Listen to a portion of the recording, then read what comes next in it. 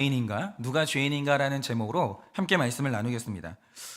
제가 최근에 굉장히 관심 있게 보고 있는 그 영화가 하나 있는데, 최근에 안중근 열사의 이야기를 다룬 영웅이라는 영화가 개봉을 했습니다. 그런데 혹시 보신 분들이 있으실지 모르겠는데, 이 영웅이 원래는 굉장히 유명한 뮤지컬의 원작입니다. 그런데 이번에 영화를 만들면서 그 뮤지컬을 영화 안에 그대로 담았다고 하더라고요. 그러니까 거기서 나오는 뮤지컬에 나오는 음악들도 그대로 거의 나온다고 합니다. 그래서 저도 아마 극장에서는 못 볼 것 같은데, 아마도 그 영화가 VOD로 나오면 볼 것 같은데, 이 영웅이라는 뮤지컬 안에는요 굉장히 유명한 노래가 하나 있습니다. 그 제목이 누가 죄인인가라는 노래인데, 이 노래로 들어가기 전에 안중근 역할을 맡은 배우가 먼저 이런 말을 합니다. 우선 이토를 살해한 것을 하나님의 이름으로 사죄를 드리오. 하지만 대한제국 의병군 참모 중장으로서 이토 히로부미를 살해한 이유를 밝히고 싶소. 이렇게 얘기를 합니다. 그러니까 이때 그 뮤지컬 배우 목소리가 굉장히 좋은데, 이렇게 하고 그 이유는 바로 이러면서 일본이 저지른 15개의 죄를 나열합니다. 그러니까 그 중에 몇 가지만 이야기하자면, 대한의 국모 명성황후를 시해한 죄, 대한의 황제를 폭력으로 폐위시킨 죄, 을사늑약과 정미늑약을 강제로 체결케 한 죄, 이런 식으로 죄명, 일본의 죄명을 15개를 쫙 나열하는 거예요. 그런데 여기에서 굉장히 좀 가슴 아픈 현실이 뭐냐면, 우리는 이것을 천하에 다시 없는 죄라고 생각하면서 우리 민족이 굉장히 가슴에 깊은 상처를 받았죠. 그런데 일본인들은 자신의 똑같은 행동을 뭐라고 해석하냐? 미개한 아시아를 근대화시킨 공로다, 이렇게 생각을 했다라는 거죠.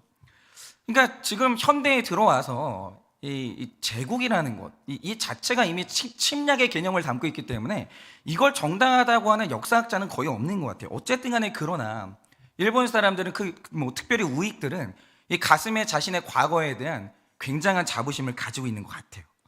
그러니까 자신의 행동이 옳다라고 생각을 하는 거죠. 그러니까 여러분, 이 세상의 모든 사안을 인간의 옳고 그름을 따지면 결국에는 전쟁밖에 일어날 게 없는 겁니다. 왜냐? 나는 그것을 죄라고 생각하는데 그 사람은 그걸 죄라고 생각을 안 하는 거예요. 나는 사과를 받아야 되겠는데 상대방은 그게 왜 죄인지를 모르는 거예요. 사과를 못 하겠는 거죠. 그래서 결국 옳고 그름으로 나아가면 일어나는 게 뭐냐? 그건 죄밖에 없는 거예요. 그래서 우리가 하나님의 말씀을 알고 나를 아는 것이 너무너무 중요한데, 여러분, 이 세상에서 죄가 뭔지를 정확히 말할 수 있는 분은 하나님밖에는 없는 거예요. 그러니까 우리가 좀 착각하지 말아야 될 게 뭐냐면, 죄가 아닌데 죄라고 하면서 회개해요. 죄인데 죄가 아니라고 하면서 회개를 안 해요. 거기에서 우리 구원이 좌절되거든요. 그런데 하나님은 우리에게 죄가 뭔지를 말씀해 주신다라는 거죠. 왜냐? 그분이 이 세상 안에 모든 질서를 창조하셨기 때문이에요. 죄가 뭔지를 규명할 수 있는 분은 그분밖에 없어요. 그러니 죄를 알려면 말씀을 아는 것 말고는 방법이 없고, 말씀을 알아야 회개다운 회개를 해요. 그러니까 하나님은요, 회개를 받으세요. 죄를 놓고 회개해야 된다고. 그러니까 죄가 아닌데 회개해봤자 의미가 없고, 죄인데 아니라고 해봤자 소용이 없다라는 거예요. 그런데 이번 주에 등장하는 로마서의 말씀을 보면 도대체 하나님이 말씀하시는 죄가 뭔지를 알려주는데, 저는 이게 주식 정보보다 몇만 배 가치 있는 정보라고 생각합니다. 왜냐? 사람들이 지옥에 가는 이유는 자기 죄가 죄인 줄을 몰라요. 죄가 뭔지를 알아야 회개하고 천국을 갑니다.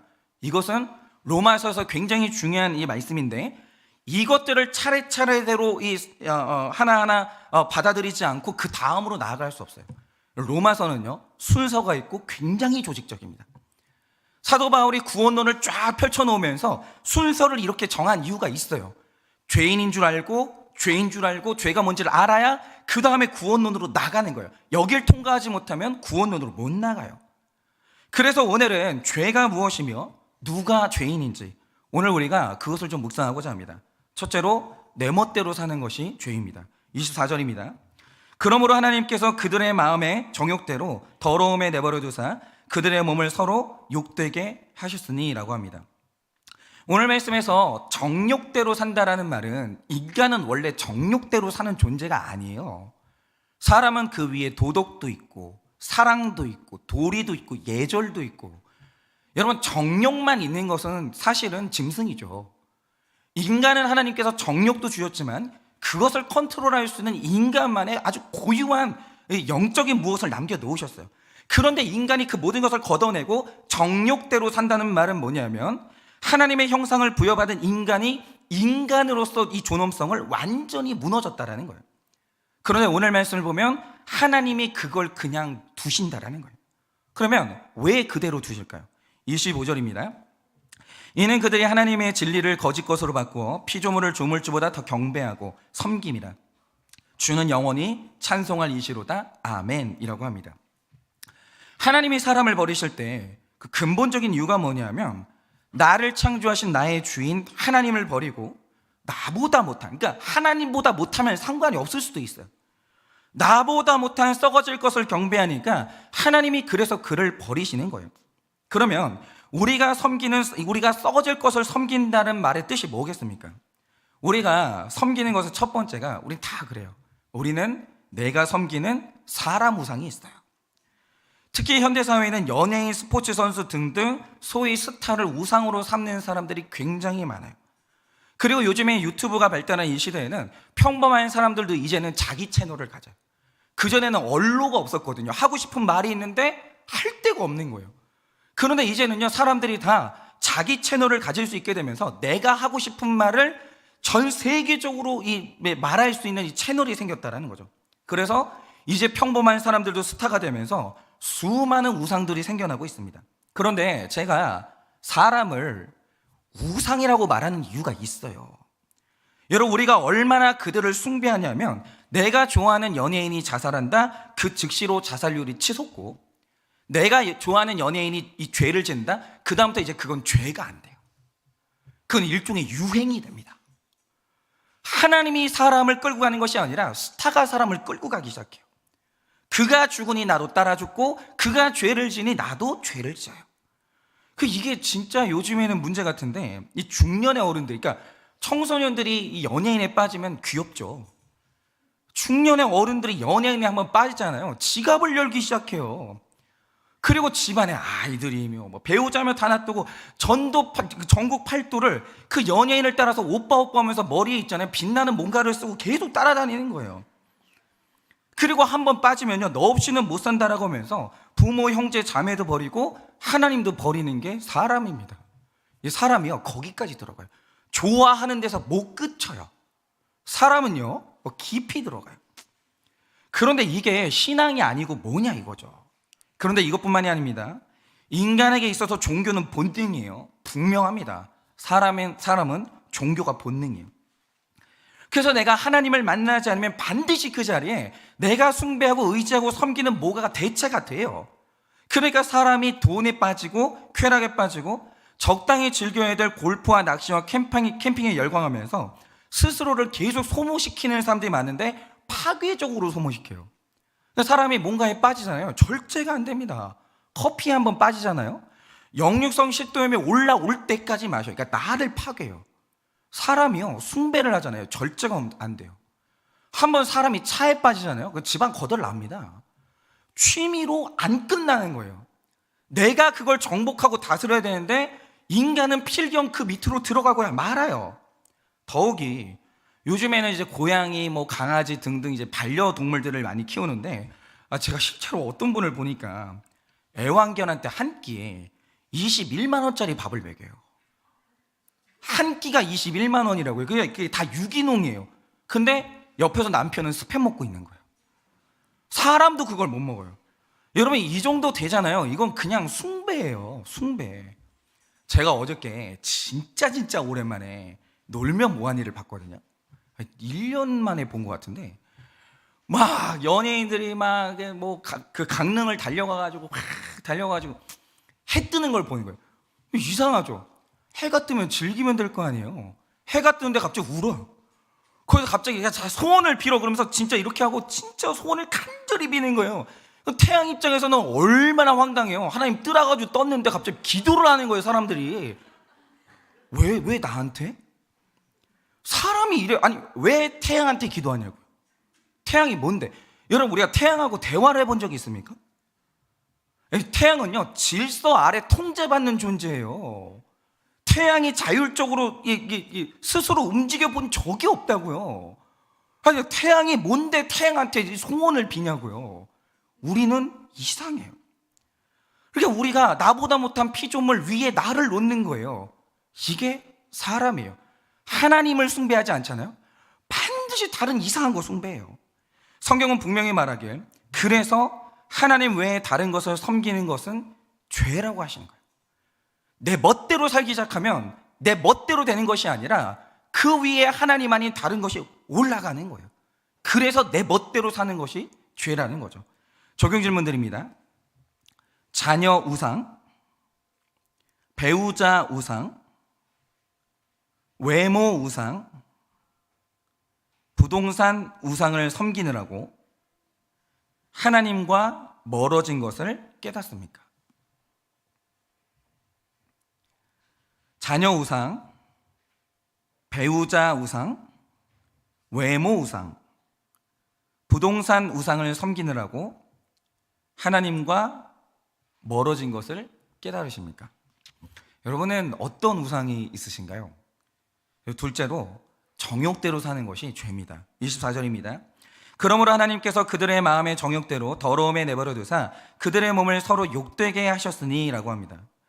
여러분, 우리가 하나님을 섬기고 하나님을 경배한다는 것은 그분의 것이 내 것이 된다는 거예요. 최고죠. 그런데 하나님의 것이 내 것이 된다라고 할 때 그 중심에 있는 게 뭐냐면 그의 아름다움과 거룩이 내 것이 된다라는 거예요. 그리스도인이 된다라는 것의 아름다움은 그런 거죠. 그분의 것이 나의 것이 돼요. 그런데 이 거룩을 우스운 것으로 여기고 거룩에서 멀어지는 인간의 결론이 뭐냐? 로마서 1장 23절을 보면 이렇게 말합니다. 썩어지지 아니하는 하나님의 영광이 썩어질 사람과 새와 짐승과 기어다니는 동물 모양의 우상으로 바뀐다라고 말씀하시는데, 최근에 이게 사실이라는 걸 보여주는 사건이 일어났죠. 며칠 전에 강남에서 그 스와핑 클럽이 적발이 됐습니다. 이제 불편해도 좀 들으시면 좋겠는데, 여러분 이 스와핑이라는 게 뭔지는 이제 다 아시죠? 이게 뭐냐면 이제 부부간에는 더 이상 성적인 자극을 느끼지 못하는 사람들이 많아요. 그런데 나는 이제 그 포기가 안 되거든요. 그러니까 어떻게 하냐? 새로운 자극을 찾기 위해서 클럽에 간 다음에 너의 아내와 나의 아내를 바꾸고 나의 남편과 너의 남편을 바꾸는 거예요. 그리고 내 아내가 내 남편이 다른 사람과 성관계하는 걸 지켜봅니다. 나 또한 그것을 즐깁니다. 그러니까 얼마 전에 적발된 이 클럽이 이 스와핑을 주선했는데요. 손님들이 10만 원에서 30만 원의 입장료를 내면 내가 직접 스와핑에 참여하거나 다른 사람의 스와핑 행위를 즐길 수가 있는 거예요. 그래서 기사의 타이틀을 보니까 현장, 그러니까 뭐 이렇게 예고하고 가는 게 아니잖아요. 그냥 문 따고 그냥 불시에 들어가는 건데, 들어가니까 적발할 당시에 남녀 26명이 뒤엉켜 있었다라는 거예요. 그런데 우리는 이런 얘기를 하면 자꾸 극단이라고 얘기해요. 죄송한데 천만의 말씀입니다. 여러분, 지금 이게 수요가 일어나는 이유가 뭐겠어요? 다 거짓말하죠. 위선 떨죠. 다 마음속에 이 욕망이 있어요. 궁금하고 호기심이 들고. 저건 무슨 느낌일까? 혐오하는 척하지만 궁금해요. 여러분, 지금 포르노 시장이 밑바닥에서 흐르는 이 시장의 규모가 2조예요. 2조. 몇 년 사이에 1조가 늘었다고. 1조가 더 늘었어요. 조단입니다, 포르노 산업이. 그런데 이 포르노의 내용을 보면요, 이게 정상적인 게 별로 없어요. 정말 가학적이고 너무너무 변태적이거든요. 근데 이게 팔려요. 물밑에서. 이유가 뭐냐? 사람들이 그것에 대한 욕구가 있다라는 거예요. 다 위선 떨고 있지만 그 욕구가 있다고요. 인간 안에는 짐승처럼 무너지고 싶고 완전히 통제를 무너뜨리고 싶은 욕망이 있는 거예요. 여러분, 누구나 다 동물적인 욕구가 있기 때문에 누구나 거기 빠질 수 있어요. 누구나. 여러분, 이거는 지성이 없어서 그런 게 아니고 절제력이 없어서 그런 게 아닙니다. 거룩을 우습게 여기면 교수도 의사도 법조인도 심지어 종교인도 그렇게 돼요. 그러니까 사람이 여기에 빠지고 이런 죄에 빠지는 이유가 뭐냐? 거룩을 우습게 여겼다는 삶의 결론이에요. 그게 중요한 줄 모른다라고 생각했던 삶의 결론이라는 거죠. 그러니까 거룩에 관심이 없었던, 여러분, 거룩을 우습게 여겼던 우리 집에서 내 배우자, 내 자녀, 내 식구가 이런 자리에 빠진다. 그게 삶의 결론이에요. 단 한 번도 거룩이 얼마나 중요한지 말해본 적도 없고 교육도 해본 적 없고 서로에게 요구해본 적도 없는데 이런 자리에 빠졌다. 뭐라고 하지 마세요. 그거 있는 줄 몰랐습니까? 인간 안에는 그게 있다라는 겁니다. 그게 놀랄 일이 아니에요. 그래서 요즘 저는 안 놀래요. 아무리 어떤 일이 벌어지고 어떤 상담 내용으로 사람을 만난다고 하더라도 사실은 안 놀라워요. 나도 그렇거든요. 내 안에는 그게 없습니까? 아닌 척하는 거죠. 그런데 하나님이 거룩을 거절하고 정욕에 빠진 그들을 그냥 내버려 두세요. 이게 징벌이에요. 월급으로 충분히 살 수 있고 이미 다 가지고 있는데 정욕 때문에 주식에 완전히 빠져 있는 사람, 하나님이 내버려 두신답니다. 충분히 가지고 있는데 더 가지려고 정욕으로 불법까지 저지르는 사람이 있어요. 내 배우자에게 고통 주는 사람이 있습니다. 그런데 하나님이 그들을 내버려 두신대요. 그러니까 성경이 말하는 최고의 저주가 뭐냐? 여러분 이런 분들 있죠. 목사님 죄를 지어가지고 요즘 너무 괴롭습니다. 아내가 저를 쥐어짜고요, 남편이 저를 쥐어짜고요. 목사님 살 수가 없습니다. 축하드립니다. 구원받으신 거예요. 여러분 최고의 저주가 뭔지 아십니까? 정욕대로 살아요. 근데 아무 징계도 없고 내버려 두시잖아요. 버림받은 거예요. 그게 제일 무서운 겁니다. 여러분 지금 여러분의 자녀를 앉혀놓고 너 요즘 제일 하고 싶은 게 뭐니? 물어보십시오. 저는 요즘 답을 알아요. 제 딸은 로블록스를 그렇게 하고 싶어요. 뭔지도 모르시죠? 진짜 고민이에요. 이 조그만 게 있잖아요. 벌써 이게 딱 앉아가지고 언니랑 전화통화하면서 언니 빨리 2층으로 올라와. 게임을 하면서 언니 빨리 저쪽으로 가. 그게 그렇게 재밌나 봐요. 그렇게 막 그러면서 막 사랑을 나누더라고요. 막 언니 막 이러면서 막 너무 좋아해요. 근데 걔가 이제 8살 이제 올라가는데 막 그러더라고요. 얘 입에서 공부하고 싶어요, 시험 보고 싶어요. 저는 꿈도 안 꿉니다. 여러분 누구라도가 하기 싫죠. 그런데 우리가 왜 시키죠? 저도 뭐 애가 즐기는 거 좋습니다. 좋은데 그것만 시킬 생각은 없어요. 적당히 시간 되면 그만 이렇게 하고 공부시킬 겁니다. 왜냐? 반드시 필요한 과정이고 장래를 위한 준비가 그거거든요. 그러니까 모든 아이들은 이 당시에는 그 중요성을 못 느껴요. 다 투덜대죠. 그런데 어른들이 다 아는 게 뭡니까? 얘들이 나중에 꿈을 찾아요. 그럼 과거에 배웠던 게 얼마나 필요한지 그때 다 깨달아요. 그러면 차근차근 미리 그때그때 해야 될 걸 하고 꿈을 찾은 애들과 그걸 안 해놓고 나중에 꿈을 찾은 아이들이 나중에 뒤따라가야 되거든요. 못 따라갑니다. 어른들은 그 고통이 뭔 줄 아시죠? 그리고 따라가려면 인생은 빚이고 빚은 갚아야 되기 때문에 이전에 놀았던 것을 지금 다 갚아야 돼요.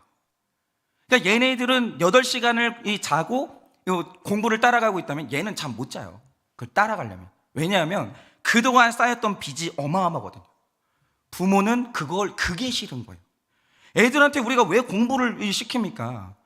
얘네들이 나중에 후회할 걸 우리는 알거든요. 왜냐? 내가 후회해봤으니까.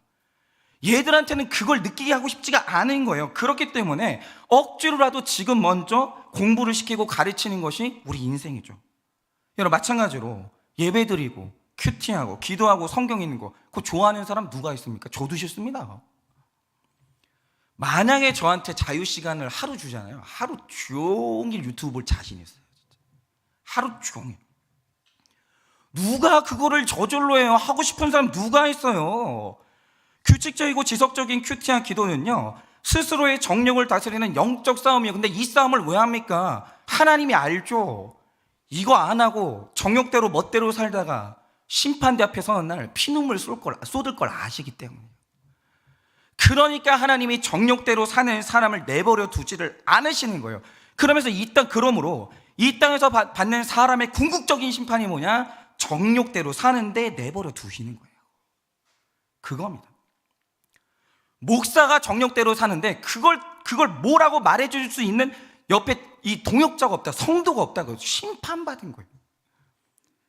어떤 목사님이 경계를 넘어서 막 달려가고 있는데 아무도 말을 뭐라고 못해. 그 자체가 심판받은 거예요. 성도님이 막 살고 있는데 아무도 옆에서 뭐라고 해주는 사람이 없어요. 죄송한데 이거 심판받은 사람이에요. 진노 가운데 내버려두는 거, 그것은 직무유기라는 거죠.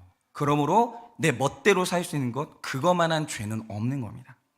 적용 질문 드립니다. 인터넷 음란 사이트, 음란하게 즐기는 채팅으로 몸을 욕되게 한 적은 없습니까?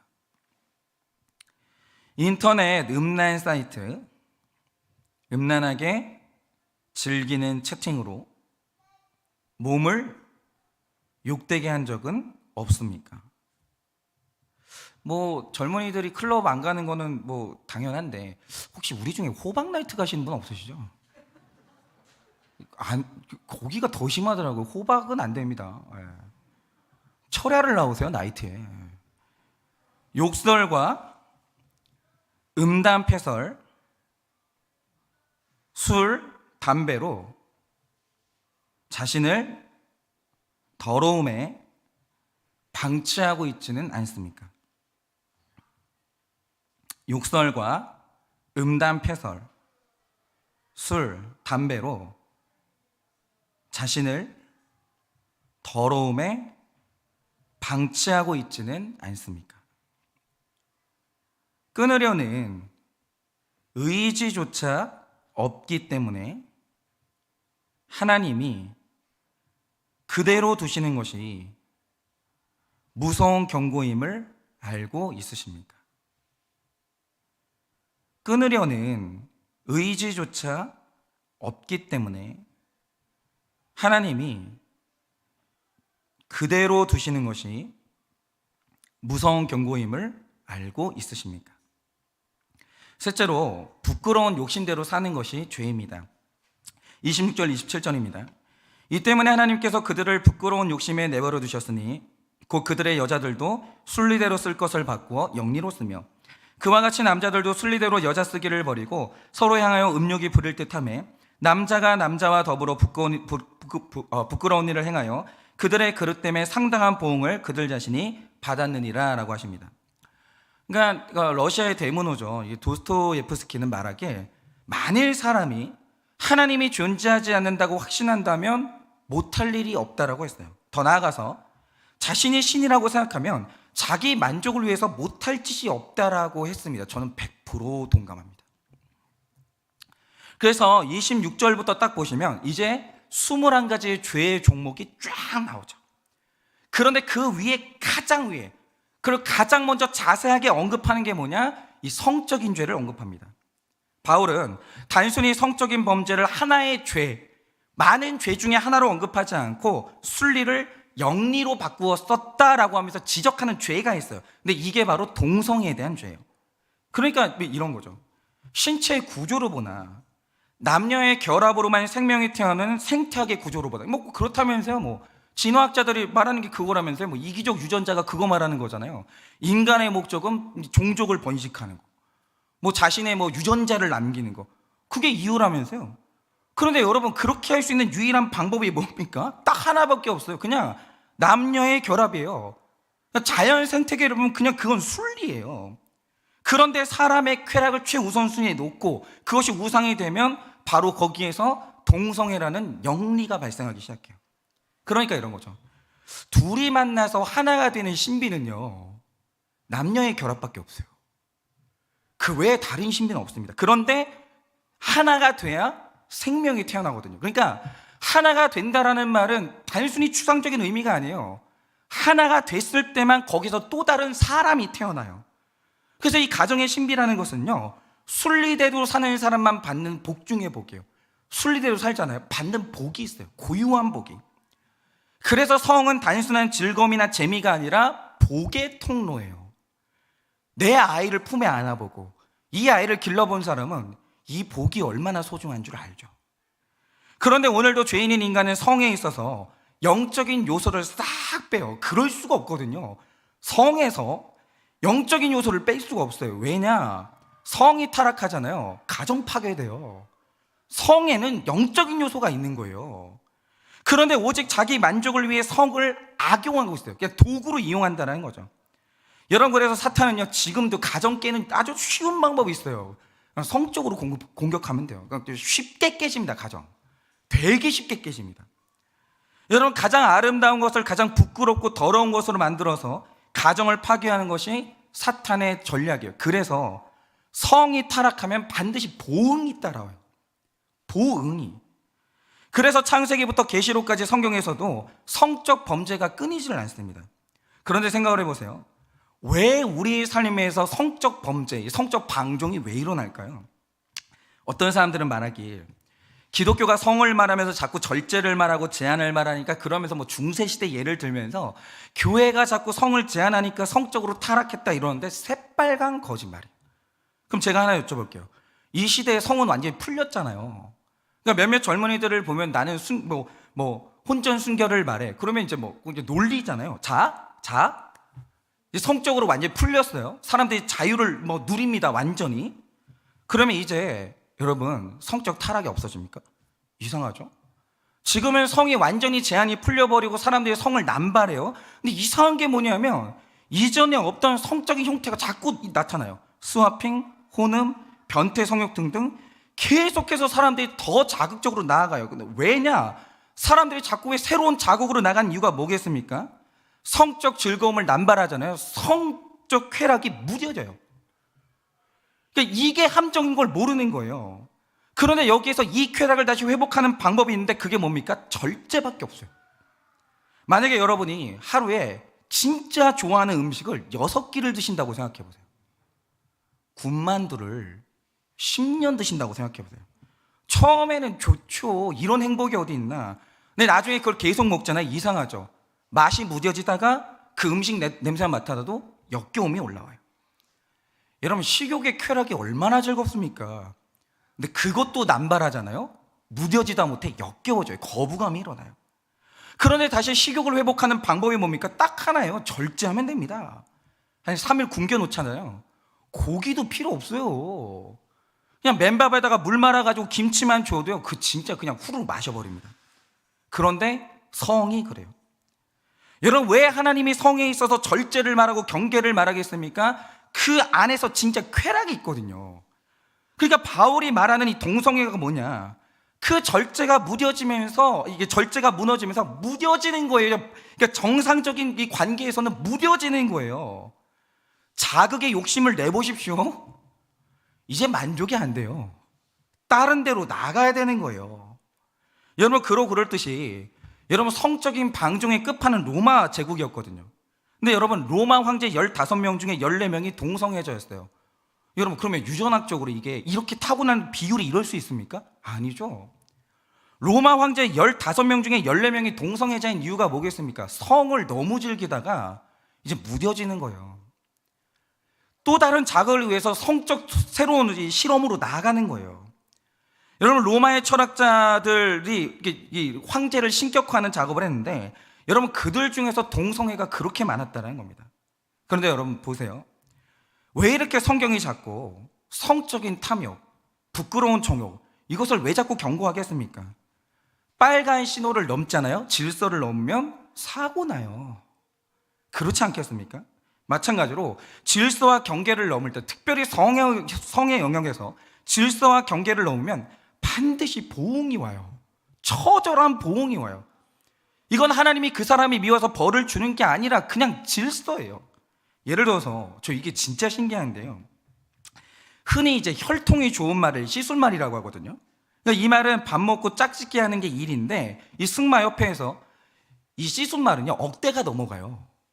그리고 이게 지금 경마라는 스포츠가 있기 때문에 이 혈통 좋은 말을 굉장히 통제합니다. 엄격하게 통제하기 때문에 시술말에 짝짓기 숫자도 제한되어 있고, 짝짓기를 할 때 굉장히 엄격한 성병 검사를 해요. 그거를 다 통과해야 교미가 이루어지는 거예요. 그런데 너무너무 신기한 게 뭐냐면 시순말이 그런데 성병이 걸려요. 이게 지금도 원인을 몰라요. 분명히 주사 맞히고 검사하고 깨끗한 거 완전히 확인됐을 때만 교미를 하거든요. 그런데 이 말이 여러 말들과 교미를 하니까요, 그 성병에 걸려요. 지금도 그 이유를 몰라요. 여러분, 순리를 벗어난 성적 타락은 반드시 보응을 불러오는데, 역사학자 타키투스는 로마 황제의 최대 고민을 뭐라고 했냐? 그 성병 처리 문제가 최대의 고민이었어요. 최대의 고민. 보응이 온다라는 거예요. 그러니까 하나님이 막으시는 거예요. 절제를 말하고. 여러분, 지금 성적으로 타락한 이 시대의 성병은 진짜 심각합니다. 지금 그걸로만 봐도, 통계로만 봐도. 여러분, 미국의 10대가 성병을 옮기는 속도가 13초에 한 명꼴이에요. 13초에 한 명꼴. 고등학생 100명당 한 명이 에이즈 바이러스 감염자예요. 근데 이게 남의 얘기가 아닌 게요. 제 아내가 대학병원에서 치위생사로 일한 적이 있거든요. 그런데 에이즈 환자나 성병 환자들도 이 진료를 받을 거 아니에요. 근데 다 그렇듯이 치과는 반드시 혈액이 튀어요. 그 의료진한테 감염될 수 있기 때문에 자신이 어떤 병에 걸렸는지 반드시 고지해야 돼요. 그런데 제 아내가 진짜 깜짝 놀란 게 뭐냐면 에이즈 환자고 성병 환자가 그렇게 많다는 사실 아십니까? 여러분 상상보다 훨씬 많아요. 훨씬. 그런데 외모를 딱 봤을 때 아유, 그럴만하다. 양치기인가 보다. 그런 거 있잖아요. 그냥 딱 봐도 그냥 양치기처럼 생기고 막 그런 거 있잖아요. 그럴만하다 그러면 몰라요. 아니요. 진짜 청순하게 생기고 진짜 신사처럼 생겨가지고 전혀 그럴 것 같지 않은 직업을 가진 사람들이 에이즈 환자고 성병 환자들이에요. 그런데 상당히 많아요. 그러니까 요즘에 결혼할 때는 우리 아셔야 돼요. 기본적으로 성병 검사 결과지는 가져오셔야 되는 거예요. 얼마나 타락했는지 아십니까? 이런 시대가 됐습니다. 여러분, 이렇게 하나님의 뜻을 벗어난 성적 욕망과 동성애는 하나님의 섭리상 보응이 따라와요. 그러니까 여러분은 그 에이즈 동성애자 분들을 그냥 얘기만 듣잖아요. 이렇게 접하실 기회는 없잖아요. 저는 아니에요. 그분들하고 대화도 하고 전화도 받고 상담도 받아요. 여러분, 순리가 영리로 바뀌었다고 할 때 그들의 고통을 아십니까? 그들이 지금 얼마나 고통 속에서 힘들어하는지 아십니까? 그리고 그분들이 말해주는 그쪽 세계 얘기를 들어보잖아요. 죄송한데 설교 시간에는 언어로 묘사도 안 돼요. 얼마나 더러운 줄 아세요? 거기서 보응이 없다고요? 그러니까 우리가 나랑 상관없으니까 그냥 함부로 얘기를 하지만 아니요. 그분들의 고통을 알잖아요. 이게 얼마나 중요한 문제를 아는 거예요. 그러니 이 모든 것들이 죄임을 인정하고 성이 주는 아름다움과 복이 있어요. 성은요, 이 세상에서 우리에게 가장 큰 즐거움과 환희를 주는, 어쩌면 이 세상에 저는 예지를 만난 것은 하나님이 허락하신 성 안에서 만났거든요. 여러분, 성은 하나님이 마련하신 최고의 축복의 통로예요.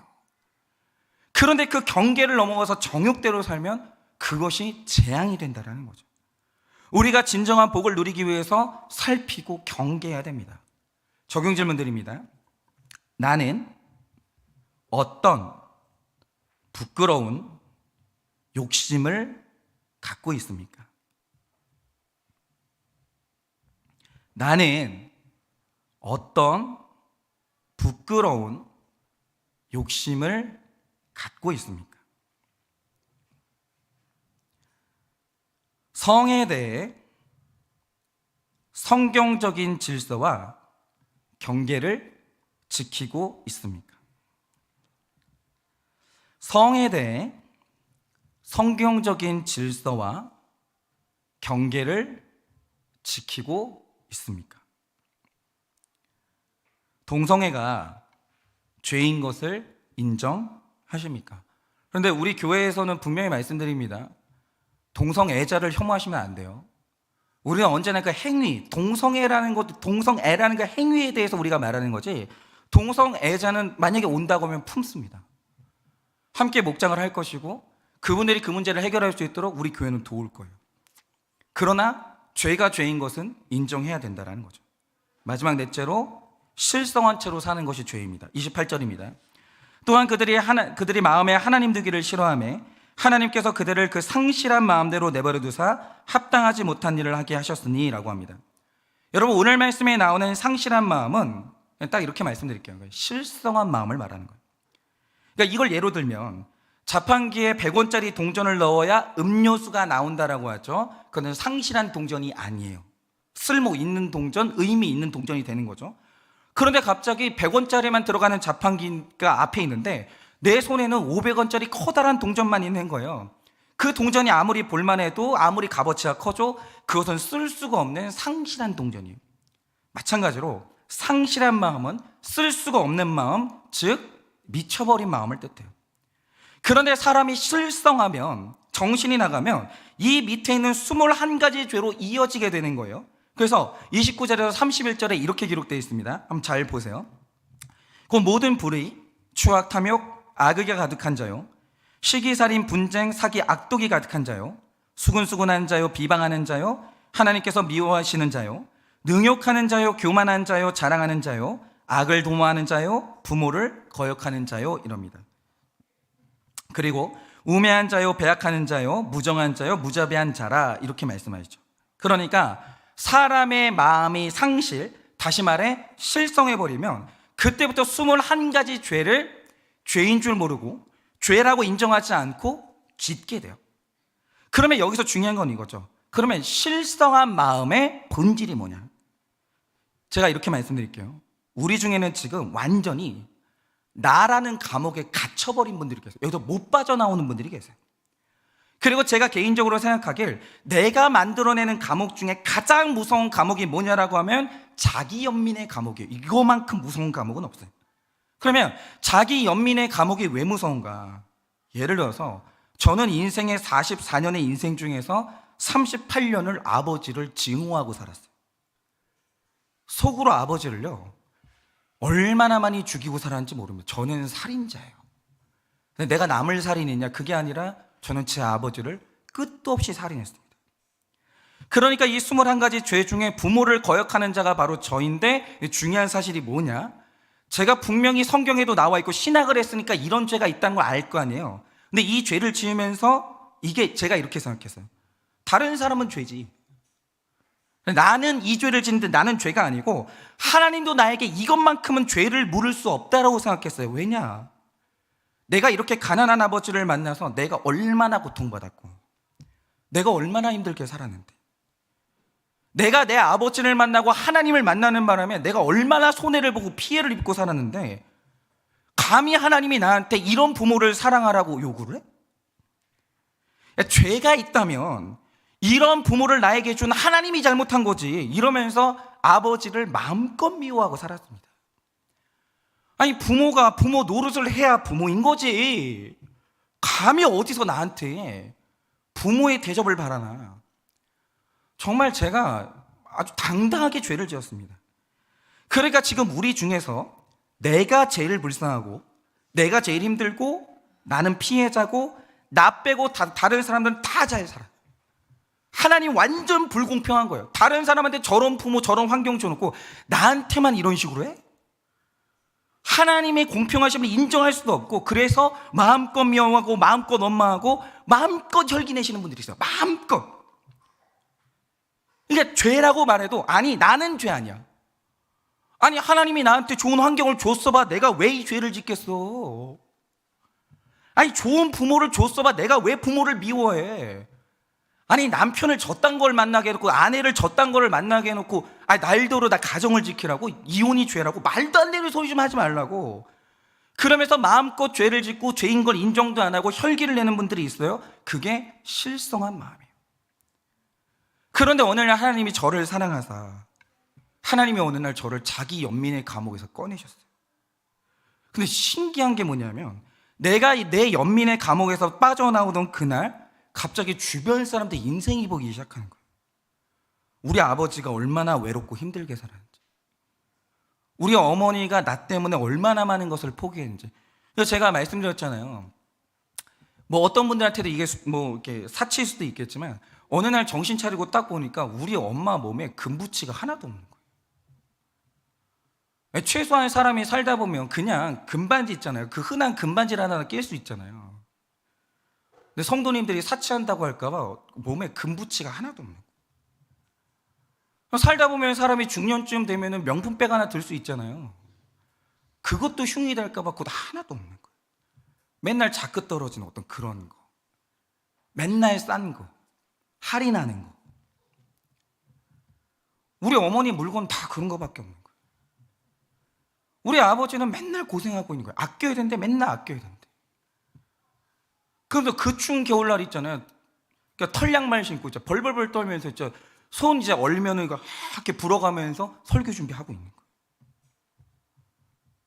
내 아버지가 나보다 훨씬 힘든다는 그게 보이는 거예요, 갑자기. 우리 엄마가 얼마나 이게 고생하고 살았는지 그게 보이는 거예요. 내가 감옥에서 빠져나오니까 갑자기 남들이 보이기 시작하는 거예요. 그리고 나서 보이는 게 뭐냐? 내가 내 아버지를 얼마나 학대하고, 나 같은 목사를 만나서 많은 성도님들이 얼마나 속고 학대를 받고 고통당하는지 갑자기 내가 보이기 시작하는 거예요. 이 세상에 나보다 고통받고 힘든 사람들 너무 많이 보이는 거예요. 그러니까 제가 가끔 이제 그 간증을 듣잖아요. 그러면 이제 어떤 분을 이제 고민을 들으면 하는 말이 있어요. 그게 뭐냐면, 그 집사님 고난보다 내 고난이 너무 작네.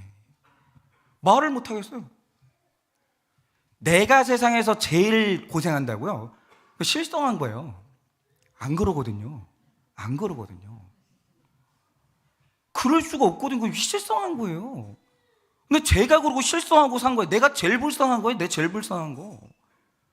그래서 내가 피해자가 아니라 가해자인 걸 깨닫던 날, 제가 얼마나 그게 부끄럽고 화가 이렇게 회개가 되는지, 얼마나 울었는지 모르게 진짜 꺽꺽하면서 울었어요. 아버지한테 잘못한 거, 어머니한테 잘못한 거, 아내한테 잘못한 거, 자녀한테. 아까 전에도 딱 그러는 거예요. 나는 이렇게 그냥 이렇게 제 딸이 들어오길래 딱 봤는데, 왜 째려봐? 그러는 거예요, 제 딸이. 내가 어떻게 째려봤는데? 그러니까 이러고 봤잖아. 또 그런다 그래요. 몰랐죠. 저는 몰랐죠. 근데 예전 같으면 어떻게 하냐면, 야, 이 아버지가 얼마나 힘든지 아냐? 여보, 내가 얼마나 힘든지 아냐고. 그러니까 내 앞에서 말하지 말라고. 아니, 당신이 설교 준비하는 고통 느껴봤어?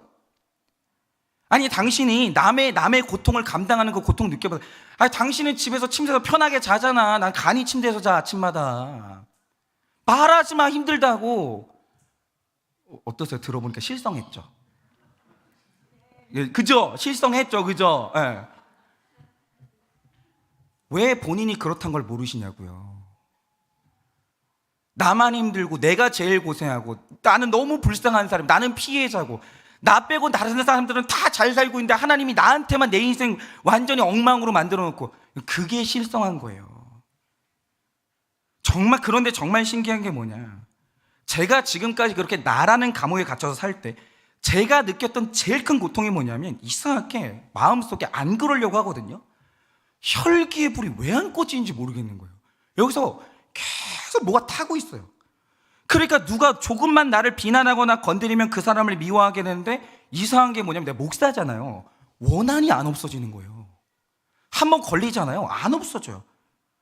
그러니까 용서가 너무 큰 고통이 되고, 언젠가는 복수를 해야 직성이 풀리는데, 아무리 기도하고 몸부림을 쳐도 이 안에 타오르고 있는 이 혈기의 불이 안 꺼지는 거예요. 죽겠는 거예요. 너무 고통스러운 거예요. 그런데 내가 나라는 감옥에서 빠져나와서 내가 사람들에게 주고 있었던 나의 그 가해, 내가 얼마나 큰 죄를 짓고 있는지 비로소 보게 되니까 다른 사람이 짓는 죄에 대해서 할 말이 없어지는 거예요. 제가 우리 전도사님들은 알 텐데, 전도사님들하고 대화하면서 전도사님들한테 한번 물어봐야 될 것 같아요. 한 번도 누구를 비방해 본 적 없어요. 우리 교회 성도님 누구 단 한 번도 비방해 본 적 없어요. 심지어는 전도사님들이 뭘 잘못할 때도 혈기 내본 적 한 번. 이건 전사님이 저한테 인정해 주신 겁니다. 진짜 전사님이 큰 잘못을 저지른 적 있거든요. 다른 분 같았으면 엎었을 거거든요. 근데 진짜 혈기 낸 적이 없었어요. 근데 그게 왜 그러냐면, 인격이 성장해서가 아니라 나라는 감옥에서 빠져나오니까 갑자기 있잖아요, 내가 남한테 저지르고 있는 가해가 보이니까, 그 죄가 보이니까 어느 날 있잖아요, 할 말이 딱 없어지는 거예요. 그냥 우리 전사님들이 저지르는 게 죄를 보잖아요. 더 크게 지었던 내 죄가 생각나니까 할 말이 없는 거예요. 예를 들어서 한 번은 우리가 1부 예배가 있고 2부 예배가 있잖아요. 전사님이 1부 예배 때 안 나온 거예요. 그래서 제가 그냥 찬양 인도하고 했거든요. 근데 화가 안 나더라고요. 왜냐? 제가 어느 날 지난 교회에서 이렇게 주일날 이렇게 자고 딱 일어나는데 너무 개운한 거예요. 푹 자. 근데 그거 알죠? 느낌 이상한 거 알죠? 너무 푹 자는데 일어나 보니까 왜 개운하지? 이러면 안 되는데 보니까요, 일부 예배 시간이 지나 있는 거예요. 너무 놀래가지고 진짜 제 외모 우상이 있는데 막 진짜 대충 하고 막 달려가지고 갔거든요. 이미 설교가 시작되고 한참 설교하고 있는 거예요. 근데 너무 감사한 게 뭐냐, 너무 큰 교회라 내가 온 줄 모르는 사람이 아무도 없어요. 그냥 넘어갔거든요. 이런 내가 어떻게 전사님을 비방해요? 말이 되냐고요. 그럴 수 있죠. 아니, 그러면 안 되는데 나는 비난할 자격 없죠. 그날 그랬어요. 그냥 사고 안 나고 무사히 왔으면 됐다, 잘 왔다, 미안해 하지 말고 이렇게 해라, 그랬거든요. 근데 중요한 게 뭐냐면 이 미움과 원망에서 벗어나니까 살게 된 거예요. 화가 안 나니까. 이게 살겠더라고요. 진짜 너무 살겠더라고요. 미워하는 사람이 확 줄어드니까 살겠더라고요. 그래서 제가 깨달은 게 뭐냐, 세상에서 제일 좋은 게 죄인으로 사는 거예요. 그게 얼마나 좋은 줄 아세요? 내 죄를 보는 게 진짜 구원인 겁니다. 사람은요, 남을 미워하면 실성한 거예요. 무슨 자격이 있다고 실성한 거예요. 내 죄가 보이면 정신이 든 거예요. 그러니 오늘 우리 모든 성도님들에게 정말 큰 은혜가 임하기를 원하는데요, 여러분 제발 자기라는 감옥에서 빠져나오세요. 왜 그렇게 나밖에 없으세요? 왜 내가 제일 상처 입고 내가 제일 불쌍해요? 그런 게 어디 있어요? 세상에 불쌍한 사람이 얼마나 많고 내가 잘못한 사람이 얼마나 많은데 왜 내가 피해자예요? 그건 실성한 거예요. 제정신이 아닌 거예요. 여러분, 나라는 감옥에서 이제 빠져나오세요. 거기서 안 빠져나오면 여러분은 죽는 그날까지 혈기와 미움의 불이 주는 고통에서 못 빠져나오십니다. 여러분이 느끼는 분노의 고통은 자기 연민의 감옥이 주고 있는 어마어마한 고통이에요. 그러니 오늘 이 아침에 정말 제가 사실 오늘 예배 드리기 전에 설교를 2번 고쳤어요. 정말 간절한 소원을 가지고 제가 기도하면서 이 설교를 준비했는데 하나님의 은혜로 나라는 감옥에서 자유케 되기를 바랍니다. 회개라는 큰 권능 받아. 여러분, 내가 정말 고통받는 모든 고통의 근원은 회개가 안 되는 거거든요. 그런데 이 회개라는 큰 권능 받아 모든 고통, 자기 연민, 그 지긋지긋한 그 모든 죄와 모든 이 중독에서 벗어나게 되는 여러분 되시기를 예수님의 이름으로 축원드립니다. 적용 질문 드립니다. 상실한 마음으로 건강하지 못한 가족이 있으십니까? 상실한 마음으로 건강하지 못한 가족이 있으십니까? 21가지 죄 중 나의 죄는 무엇입니까? 21가지 죄 중 나의 죄는 무엇입니까? 구체적으로 나누어 보시면 좋겠습니다. 이 시간에 우리가 같이 찬양하려고 하는데요, 아까 전에